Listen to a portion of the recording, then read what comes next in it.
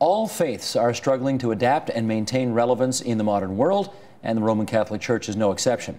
Theologian George Weigel says that deep reforms in the Catholic Church could give it a new relevance for today. Will that be enough to bring people back? Let's find out. Joining us now, George Weigel, Distinguished Senior Fellow at the Ethics and Public Policy Center in Washington, D.C., and the author of Evangelical Catholicism, Deep Reform in the 21st Century Church. Even though my voice does not sound very welcoming, I am welcoming you to the studio today. It's great to have you here. Nice to be here, Steve. You've been on the program before, but always via satellite, and it's really great to have you here in person. Nice to meet you. Okay, Pope Francis. Right. How's he doing so far? I think he's doing real well. He has, first of all, remained himself. He's not letting what I once called the traditional managers of popes order the way he's carrying out this office. He seems to be a man who has touched a public nerve. The crowds at the Wednesday general audience and the Sunday prayer with the Pope at noon, the Angelus of the Regina Coeli, are simply enormous. His simplicity of expression, his earthiness, there's a kind of uncle, grandfather quality about this man. Well, and his modesty too, and his sort of lack of interest in all of the trappings around the church. I wonder if he makes, you know, the rest of everybody else look bad in comparison. Well, he's calling everybody to a kind of reform by purification, that the church has to be about mission first, mission second, and mission third. Now, at the same time, we should not think this is just a jolly old elf who happens to be from Argentina. This is a very shrewd man and a very intelligent man. He's already said some very tough things about reforming the Roman Catholic clergy, both bishops and priests. He has called all the people of the church to live their baptism in a missionary way. I think this Pope knows that throughout the developed world today, every territory is mission territory when you walk out the door of your house, and even before you walk out the door of your house, because Christian mission really does begin at home. Do you fear, though, that he will, in some respects, bring some, damage is putting it too strong, but maybe some unwanted attention to the church by virtue of his virtuousness in contradistinction with so many others around the church? Well, we just had, for example, the report on abuse claims against Catholic priests in the United States in calendar year 2011. I think there were something like 11 reports that were considered credible enough to investigate out of 40,000 priests. That problem is over in the United States. The real problems of Catholic reform, as I describe in this book, the even deeper problems of Catholic reform, the reform of preaching, the reform of our worship, the way we run our colleges and universities, the empowerment of the people of the church to go into the worlds of business and culture and politics and bring the leaven of Christian faith there. All of that remains to be accelerated. Let me broaden our discussion a bit and get you to react to we have a fact-gathering organization in Canada called Statistics Canada, StatsCan for short. And a recent survey showed that almost a quarter of Canadians, which is about 8 million people, had no religious affiliation in the year 2011. And that's up from 16.5%. So from 24, we're at 24, we were at 16.5% a decade ago. And I just wonder if you have any thoughts as to what would account for that. I am frankly surprised, Steve, that it's not higher than that. I look at the province of Quebec, where I spend my summers happily. And Quebec, which 60 years ago was this intensely, densely Catholic place, probably the most so in North America, is now the most religiously arid place between the North Pole and Tierra del Fuego. And that happened in 2 generations. So that it's only 24% claiming no religious connection at all, I regard as perhaps the good news within the bad news. Even within that, though, I would want to, as with some of this Pew research data in the United States, understand how much of that is a snapshot where you catch people on their way out of one denomination and into another. Or whether we are really talking about people who have against all the experience of human history, convince themselves that this really is all there is, that there is no transcendent reality to the human condition that surrounds the human condition. That would be interesting to find out. However you slice and dice these numbers, though, they seem to me to represent a colossal failure on the part of religious communities who are manifestly not making, in the Christian case, the offer of friendship with Jesus Christ in a way that is compelling and attractive. Now, that's difficult in a culture which is constantly telling you this is all it is, all there is, and that the object of worship for any reasonable person is the God known as me, myself, and I. But even despite those difficulties, we ought to be doing better. The feedback I always get is that it's not that people are atheists.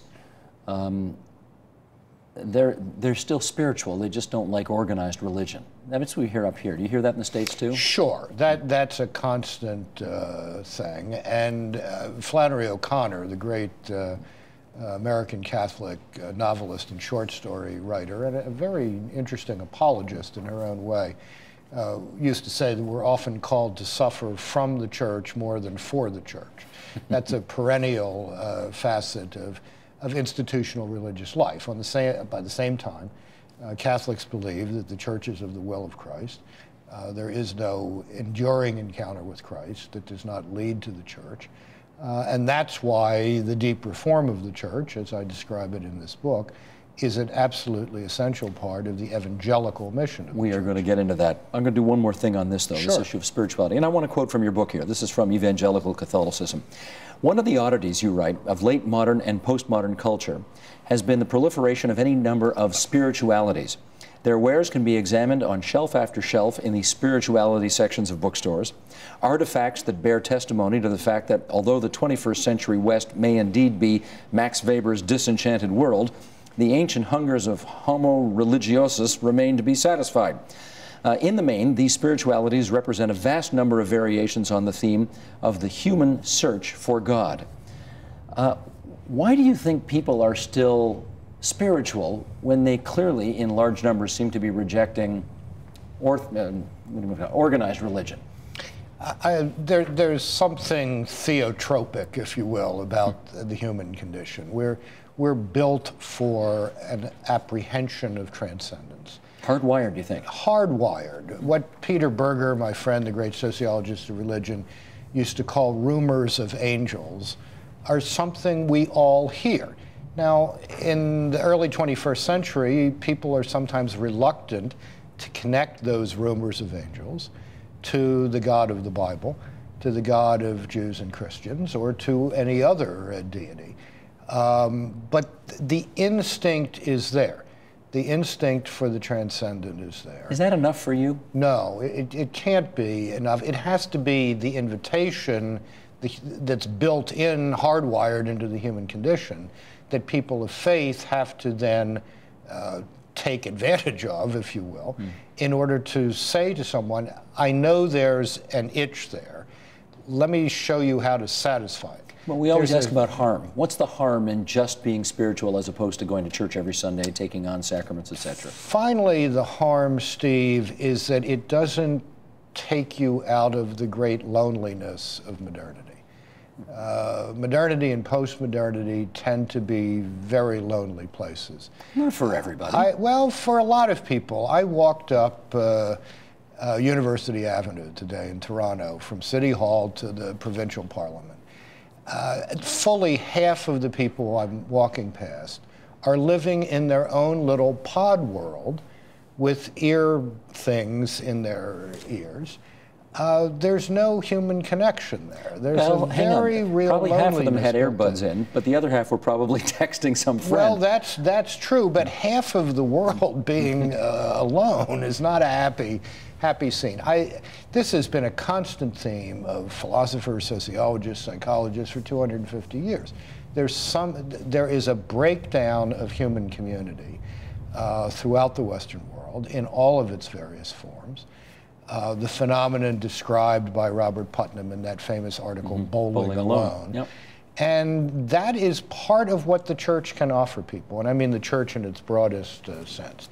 It offers a community of people, many of whom are confused, not fully convinced, searchers, as the lingo would have it, but who nonetheless find in the presence of others a way to satisfy that yearning for the transcendent, that wish for an attachment to something larger than me, myself, and I. Let's explore that a little more and see how this works, because your book does explore how a Reformed Catholic Church can have newfound relevance in this world. And people do have a desire for spirituality, but North Americans are increasingly suspicious of not just religious institutions, but all institutions. And the Catholic Church, I think it's fair to say, is a big, honkin' serious institution. So how does the Church overcome that sense of alienation that so many people now have from any institution in society today? I'm not sure I share the sense that people are completely alienated from institutions. People are deeply devoted to sports teams in an often borderline fanatical way. People are patriotic. There's a lot of grousing about government, but there's a genuine sense of civic obligation in a lot of people. A lot of people are loyal to the business they work in or the social service agency that they serve. There are all sorts of loyalties around us. Here's the problem with institutional religion. If it does not, in its institutional forms, manifest the truths it proclaims, it is going to get written off by a culture that is steeped in cynicism, irony, and relativism. Hypocrisy doesn't work. 50 years ago, 60 years ago, the fact that there were bad apples in the ecclesiastical barrel was understood by everybody to be part of the human condition. In a world that is as cynical and ironic as our culture is today, the bad apples are now an absolute impediment to the proclamation of the gospel in the Christian case. And I think that is why this new pope, to circle the conversation back to him, is going to be a man of reform through purification. He knows that what you see is what you get. It has to be the face that the church turns to the world. Does he sign on to the good book, and by that I mean this one of yours, where you think the reforms of 135 years ago under the name of Pius IX are, I guess, in essence, the way to go? Leo XIII. Leo XIII, excuse me. Right. Okay. He succeeded Pius IX and pushed things in a different direction. The Holy Father has this book. He received it 2 or 3 days after he was elected. Who did he get it from? He got it from a mutual friend. So you gave it to the friend who gave it to him? I gave it to the friend who gave it to him. We had had a very interesting hour together in Buenos Aires a year ago. This seemed a logical follow-on to that. I think he and I have the same vision, or a very similar vision, of the Catholic future. A church alive with joy, happiness, exuding a sense of confidence that the gospel remains the most attractive proposal for living a noble and humane human life available in the world today. And we ought to get out there and offer that to people. Do you know if he's read the book? I don't, but I hope he has. In a sense, he doesn't have to, in that it reflects, I think, a lot of his thinking as I've read his work over the years. But if he wants an agenda, to borrow a phrase, there is one suggested here. If his people called you up and said, the Holy Father would love a meeting with you to discuss some of the ideas in the book, how many tenths of a second would you wait before saying yes? Well, I hope to be in conversation with him, and perhaps sooner rather than later, but we'll see how that works out. If the ideas that you're putting forward in this book are in fact descended from a man who was Pope 135 years ago and have not yet been embraced by the Catholic Church, does this suggest a sluggishness in the Church's willingness to reform itself? Well, this process of reform that I'm describing is a very long process of gestation in which a new form of Catholicism is being born out of the shell of an older form. This happens all the time. It doesn't happen all the time. It happens about every 500 years in the Catholic Church, and it always takes a while. Church is like a huge ocean liner. It's not a speedboat. You don't turn it on a dime.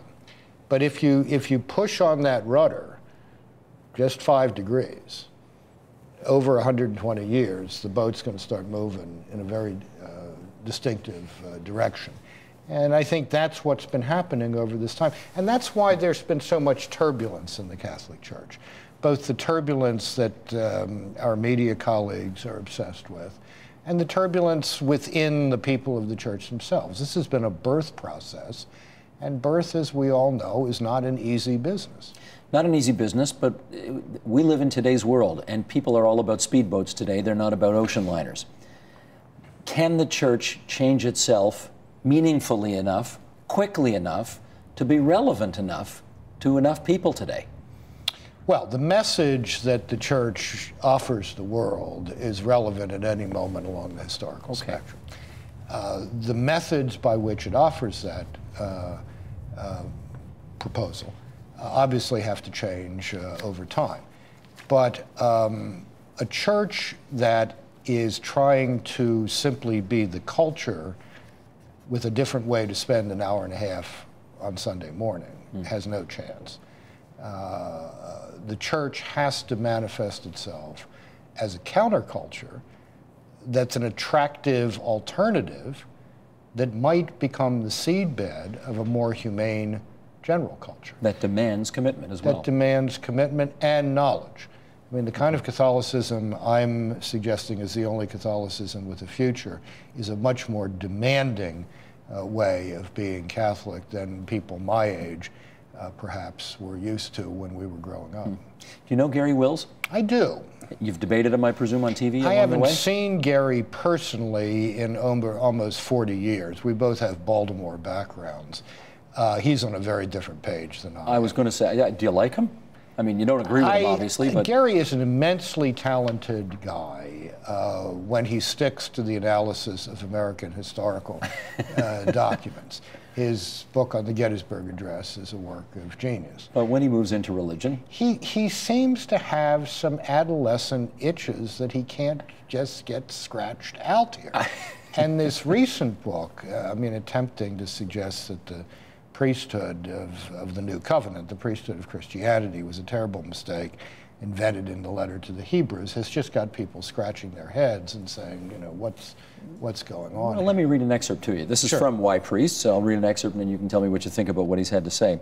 I just want to assure my fellow Catholics that as priests shrink in numbers, Gary Wills says, in some cases dashing from parish to parish to put in brief appearances for supposedly necessary things no one else can do, administrating the sacraments, saying Mass, hearing confessions, presiding at baptisms or weddings or funerals, congregations do not have to feel they have lost all connection with the sacred just because the role of priests in their lives is contracting. If Peter and Paul had no need of priests to love and serve God, neither do we. If we need fellowship and belief, and we do, we have each other. If we need instructions in the Scriptures or counsel or support, we can get those in the same places Protestants do. Your response? I think there's about 85% of that makes a lot of sense. There are many administrative tasks that Catholic priests are occupied with in their parishes today that could easily be done by lay people. What's the 15% you don't like? Who's Gary Wills going to call when he's dying? Who is he going to call when he wants to reconcile his soul with the Lord before he goes to meet the Lord?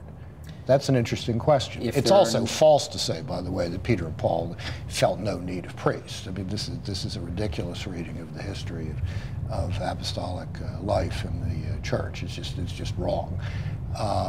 But if there's not enough priests left to take that final confession or to well, then those situations have occurred throughout Christian history. There are lots of martyrs who went to their deaths without the ministry of a priest. No, I think one of the most astonishing things about the abuse crisis of 2002 is how the people of the church rallied to the defense of the 96% of Catholic priests whom they knew were men of decency and honor. At the end of the day, 10 years out, now 11 years out from that crisis, the smoldering angers are not with priests. They're with bishops who failed to act to deal with those 4% who were incriminating the 96% and incriminating, in fact, all of us. And that's one of the reasons why I say in evangelical Catholicism that the Catholic Church has to have a mechanism for dealing with failed bishops that is more effective in removing these men from office than we have today. Just a final question here. Do you think you will live long enough, and I ask you this because you've told us it takes a long time to move this ocean liner 5 degrees to port. Will you live long enough to see what you have recommended here happen? I think a lot of it is happening already, Steve. Whether I will live to see the full flowering of this, I don't know. It's possible I will live to see in the next 10 years real persecution of the Catholic Church in Western Europe and North America by the forces of political correctness with coercive state power at their back. That's a real possibility. So's the possibility of a real flowering in a new generation, of a gung-ho missionary Catholicism that wants to convert the culture so that that kind of coercion doesn't take place. These are all possibilities. Evangelical Catholicism, deep reform in the 21st century church. George Weigel, great of you to visit us at TVO. Thanks so much. Thank you, Steve. Support Ontario's public television. Donate at tvo.org.